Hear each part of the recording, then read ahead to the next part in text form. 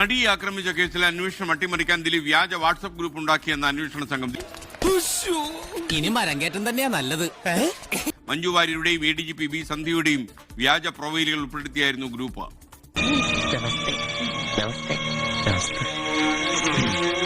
വെറുതെ സമയം കളയാൻ ഒരു തമാശക്ക്.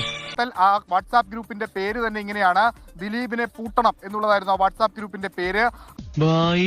നമ്മളെ തിന്നണായിട്ടായിരുന്ന ADGP ആയിരുന്ന ബി സന്ധ്യ, അതോടൊപ്പം മഞ്ജു വാര്യർ, ചില മാധ്യമ പ്രവർത്തകർ, സിനിമാ മേഖലയിൽ ദിലീപിനെതിരെ സംസാരിച്ച ആളുകൾ, അവരുടെയൊക്കെ വ്യാജ പ്രൊഫൈലുകൾ, ആ നമ്പറുകളൊക്കെ ആഡ് ചെയ്ത് മനുഷ്യനായ ചെയ്യുന്ന കാര്യം കുറച്ചൊക്കെ അന്തസ് വേണം, അല്ലാണ്ട് ഇതല്ല ഇതിനപ്പുറം ചെയ്യും.